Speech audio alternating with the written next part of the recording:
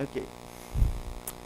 Uh, as I said, Mike said many things that are in my slides, so I take more time to talk about Jay.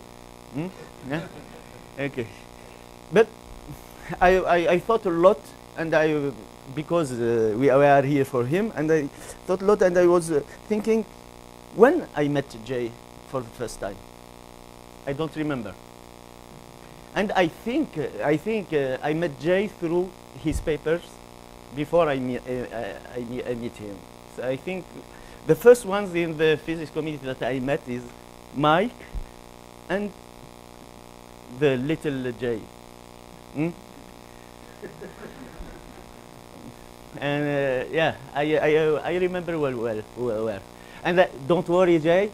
What happens in La Montagne stays in La Montagne. Okay. Okay. So what I wanted to say is that the Jay has a big scientific importance in my career through not only interaction with him, but through all what he did. And also very important private part in my life is that he thanks to him I have many friends that are related to him because many good friends. So two Irans, one. So I must add also Itamar in the loop. Two Irans, one Aitan, and many others that I forgot. Okay. What else? Nothing else. Yeah, there are many things. Okay. So what I wanted to say is that I started my working on fracture after my thesis on a problem which called the use and Sano problems, thermal crack problems, and indeed even in this problem Mike was the first. And afterwards, in conferences and things like this, I started to be interested in what Jay was. So in the experimental work of Jay. So I wanted to say a small part of the work of Jay in dynamic fracture because and it is related to the micro branching instability. Why I want to say this? Because Jay has always one step ahead theoretician. So if it was a movie, he would be Leonardo. Yeah? And all the FBI agents are theoreticians. Mm? And I think we didn't, as we will see, we didn't catch him yet. Mm? So a brief story of Jay and the microstar. So let's start by chapter 1. Is last century. Mm? So the last century, as Mike told, was started with this wonderful work that renewed the interest in dynamic instability of propagating crack. I don't. So you know there is a critical velocity.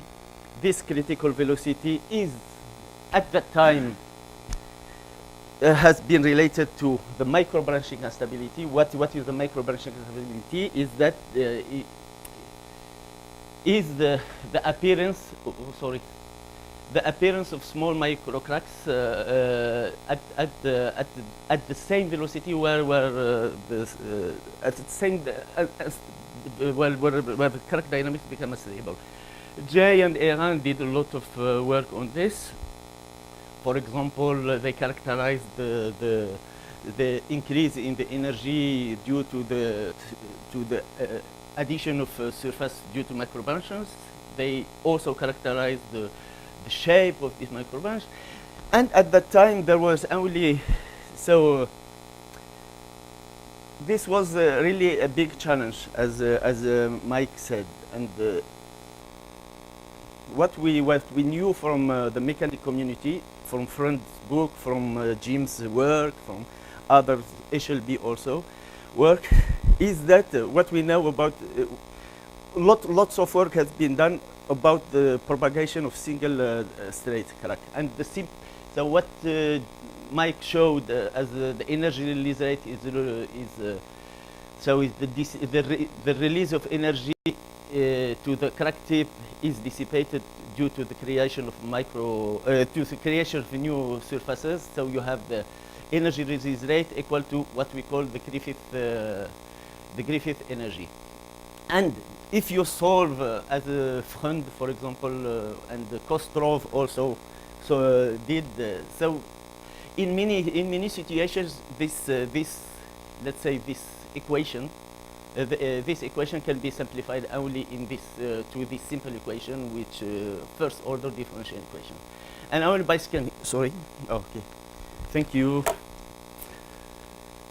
From this equation, it is easy to see that that when the crack, for example, advances, its length becomes larger and larger, and the crack tip velocity will attain what we call the Rayleigh wave velocity. So the terminal crack tip velocity when there is a single propagating crack, it is at least in the continuum limit of in the linear elastic fractal mechanic approach is the Rayleigh wave speed. So how at that time there had been a lot of work in order to let's say to address the crack branching through criteria that have been done in the mechanics community before, for example, as what we and in the mechanical community there were two approaches indeed. So the first approach was the analysis of a single propagating straight crack and the stress field around it. I forgot to say before, sorry. I forgot many names.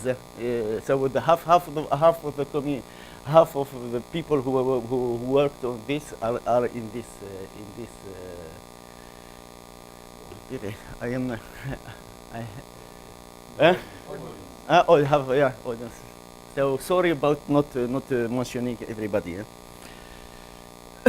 So, I am trying to do to show you how I the way things happen to me in to understand this problem.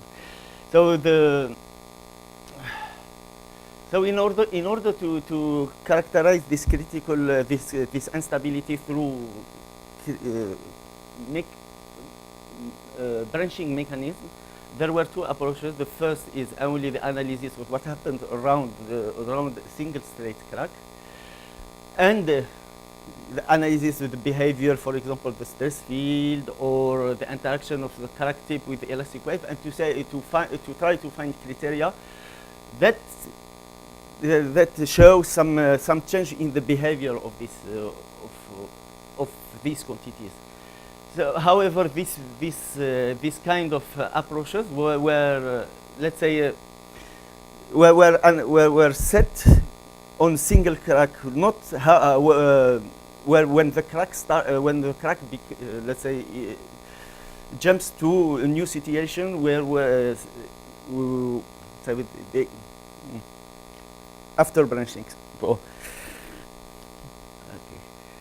So there is another approach that, thanks to Jim, who showed me this. So HLB in 1970, indeed, has shown that energetically, in some case, in a simple case, that if you compare the energy between the energy release rate of a single propagating crack and a branch crack, the things so that. In order to see if the existence of a branching branched crack, you have to compare the energy release rate before and after branching. So at that time this approach necessitate let's say the solution of dynamic branch configuration, dynamic branch configuration. At that time, let's say there were not any in the linear elastic fractal mechanic. So the configuration where the crack start to branches were not on the market, and we spent a long time in order to solve such problem in which let's say a single propagating track single propagating track let's say branches into no, to solve this configuration. And the idea was to compare the stress and torsion factor and the energy release rate of the of the crack just before branching with the crack with the configuration where the crack branches just after branching, and only by single only by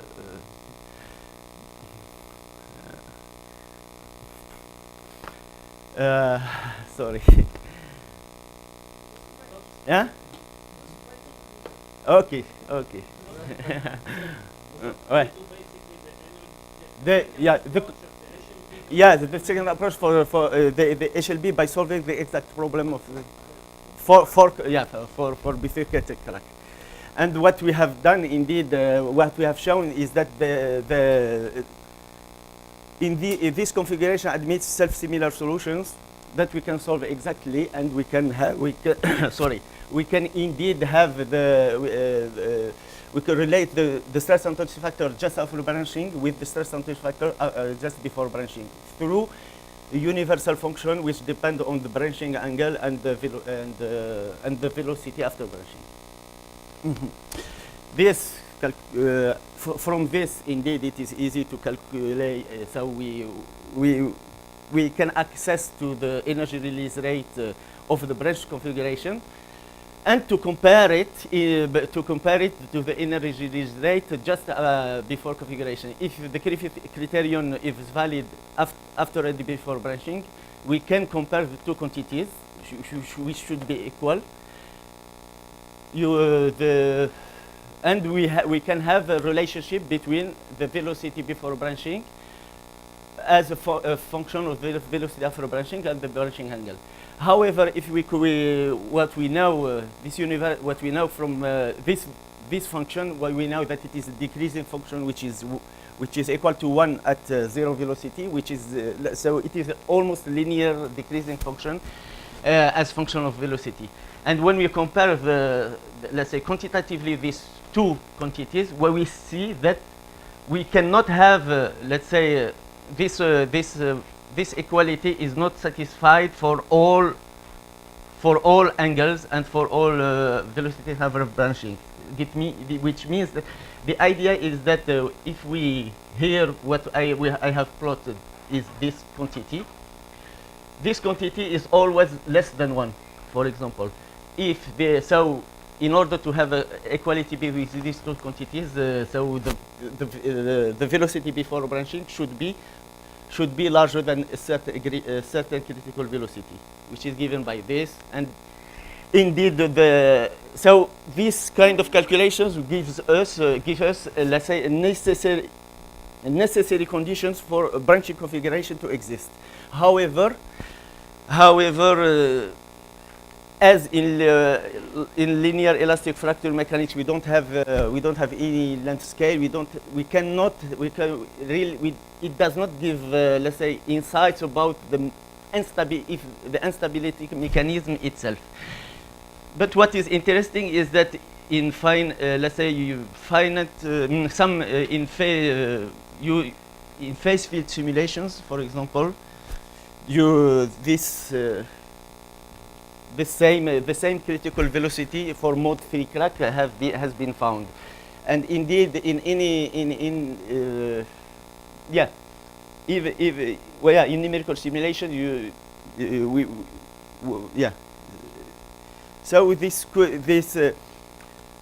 what we have done afterwards is that we have tried to generalize this approach to the in-plane crack branching problem in order to be much closer to Jay's experiment, and indeed we find this is a node. We succeeded to find also some let's say necessary conditions for the existence of branching configurations, and if we compare for example, for a constant fractal energy, we find the critical velocity, which is of the order of 0.41, which is not 42, which is not so far from what has been measured experimentally. Of course, okay. I have to go faster because I would like to show only subsequent. Okay.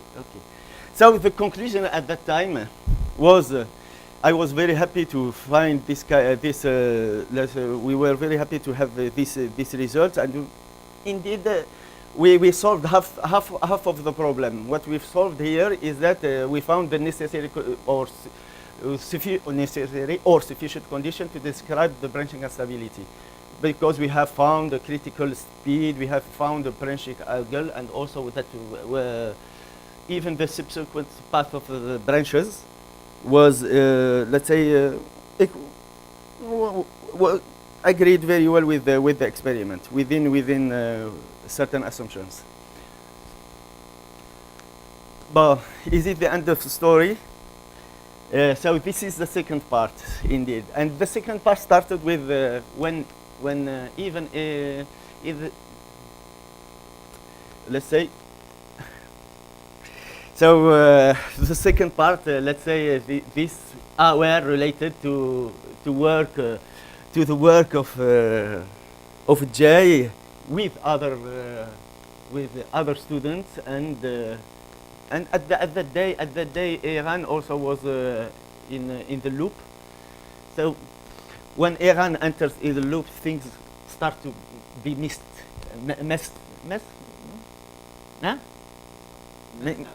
up. Yeah. Okay. Yeah.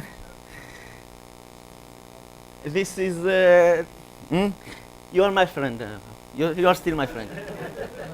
Okay. So what? The problem is that Jay wanted to follow the crack path in situ, so he chose the gels, and in gels you can well, it is the gels are easy to deal with. No, to break, not to deal with.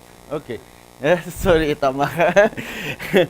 So, and this oscillation in rapid fracture. So, you see this paper, and there is another paper just after this one of Iran, who tried to explain these calculations in the framework of linear elastic fractal mechanics, and it did.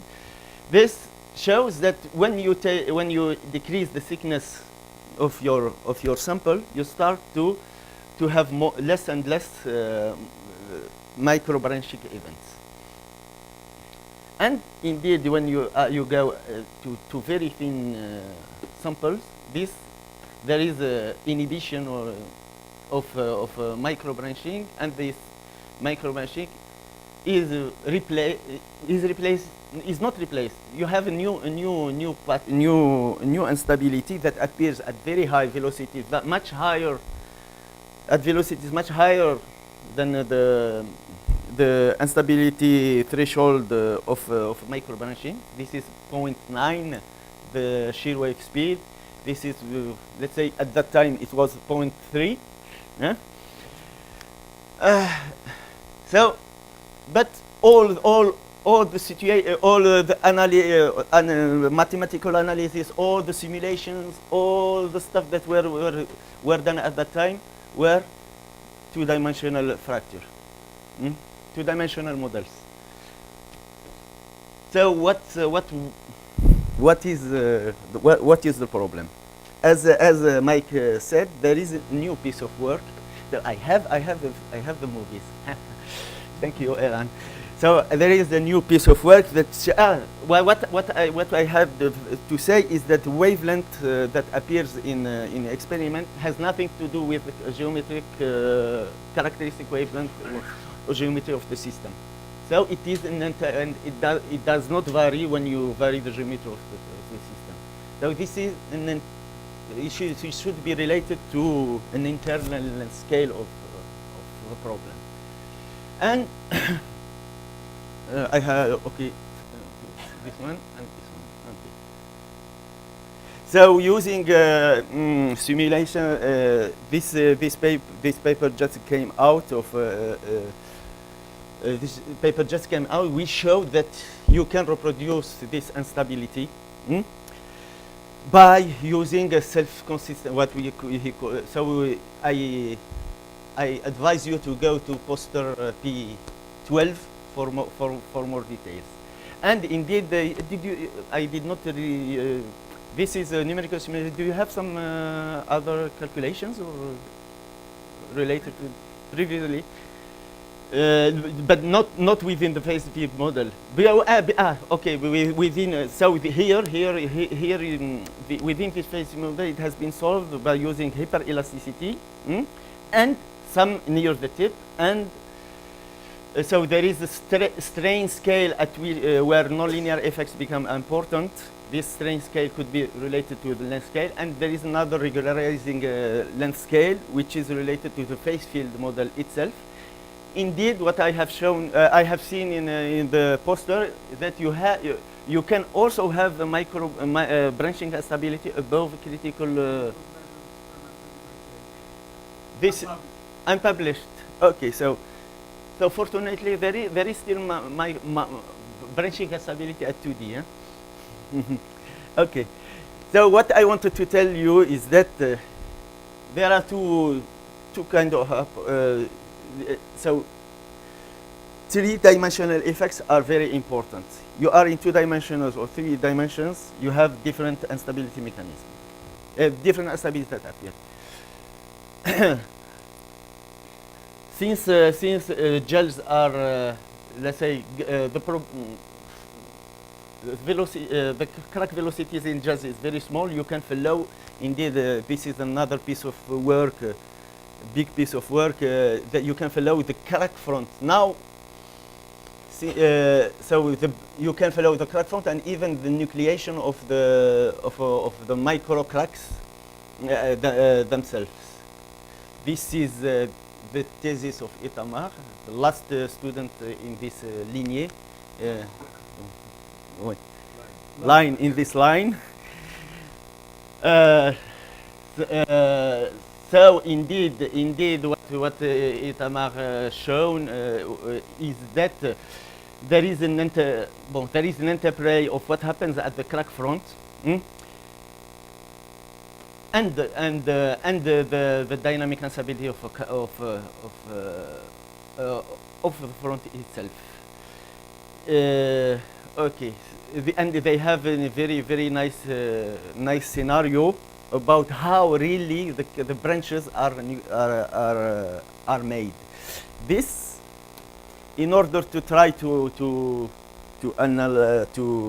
model it, and this I have to tell you that to go to yeah. Okay, so I have more movies. That's why. Okay, so the idea is that you can map what happens really at real time. What happens, let's say, outside, out of the plane of the crack front, and what happens inside. What is to the dynamics of the crack front itself. And in order to try to model this, Itamar did spend, I think, 3 years in order to write the equation of motion of the crack front, but not at the linear, say to perturb the crack front around the straight propagation, not at the linear level, but at the non-linear level. And by doing some kitchen stuff on the, let's say, what is the fracturination associated to in excursion out of plane, we could show some, let's say, we could show some let's say un changement, a change in the, let's say, in the response of the crack front to such perturbations. And I advise you to also to see his poster and to see what he will say after in the next session. Okay. Okay. So is it the end of the story? Bon. I think there is another question that I really want to understand. People, Jay and Mike and physical talk a lot about microbranching, but when you break a window, you see that a crack can bifurcate, and a single crack can bifurcate and give rise to two cracks, bidimensionally or three-dimensionally. So I would really like that in the next century, Jay answer this question. Is there? Huh?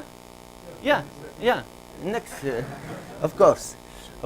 Why I am saying this? Because I wanted really to show you a little bit of French science also, French experimental science. We like to have many. So why I'm saying this is that fragmentation is really related to what, let's say, how do you create, let's say, a network of cracks, and you can either fragment it by doing a hierarchically,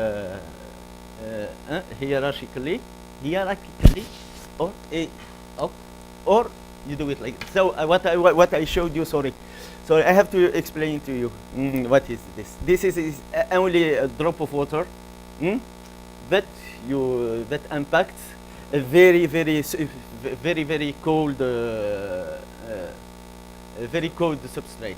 So the drop will splash, and due to and it will quench it to a certain maximal size due to the difference of temperature, because it becomes ice. So it differ because the surface tension change, and in this way you will create some internal stresses inside due to thermal gradient in it. And depending on what is let's say the strength of this the thermal effects, you can have either cracks that are created successively, or in a very dynamic manner fragmentation. And what you see, there is a difference of patterns here and here, yeah, of course. And in this case, you have patterns as in a broken window, and Emmanuel worked a lot on the broken windows. The problem is he didn't give me the movie. Yeah. This work. Yeah, we studied this work with Yves Couder a long time ago. Yeah.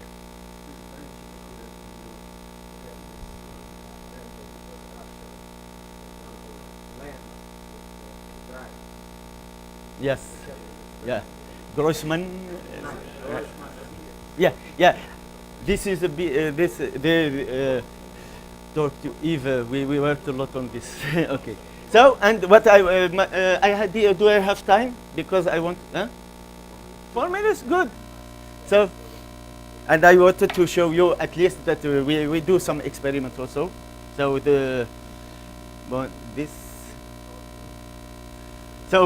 this effect, why I am showing you this kind of things, is that microbranching do not lead to fragmentation. In order to have fragmentation, you must have mini cracks that are propagating. There are two ways to create mini cracks: either by making or by making one crack after the other, or by macro branching. Is it really macro branching? I showed you one experiment that showed this, and the other experiment is this one. No, so no, sorry. How do I say? Okay. So this is a model inflated balloon.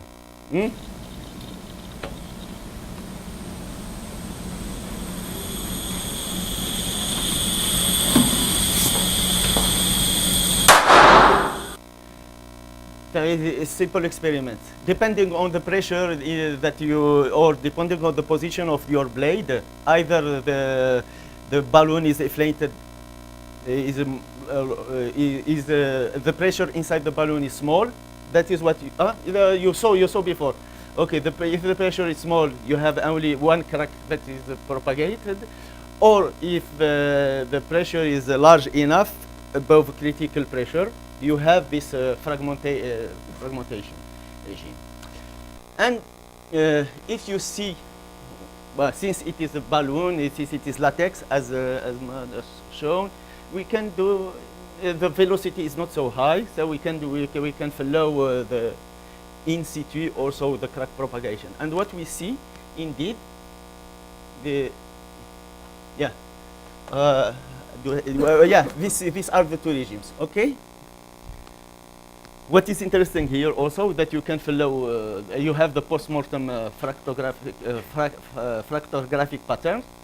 You can see that you have some bifurcations. It is like when you see this, you say it is tip splitting instability.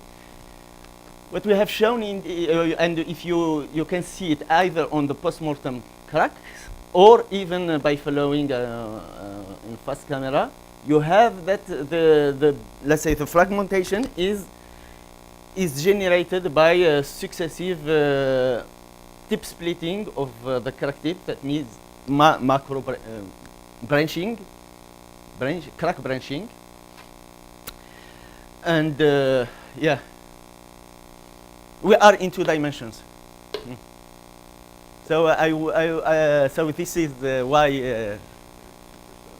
Yeah, it is supersonic, but I don't. For in the first experiment, I don't think that it is supersonic. So this is not related to supersonicity of of the crack itself. Okay. I hope I gave you hard work for the next century. Thank you.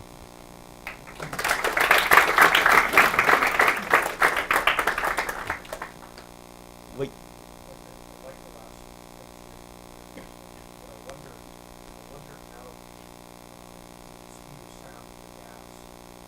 No problem.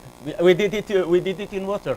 We tried with Emmanuel even in water. Doesn't change anything. Nothing. No. With water in water. In water. Can I tell you a story? Yes. Yeah. So, see those balloon octopuses? I call that a balloon octopus. This is balloon octopus. Yes. Yeah. So I wanted to tell you how I first saw them.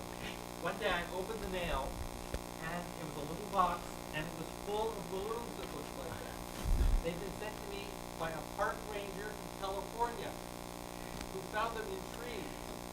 And it's very simple. In the park, kids would go to have their birthday, and they would send balloons up and let them go, and they would ride high into the sky. When they got high enough, they popped spontaneously, just like that, and they fell down, and the trees were full of them. So she sent me a box full of them to see if they could be explained. I remember we were in a car in Carjaz, and you told me about this story. Yeah. When you started to work on rubbers. Okay, I forgot one slide.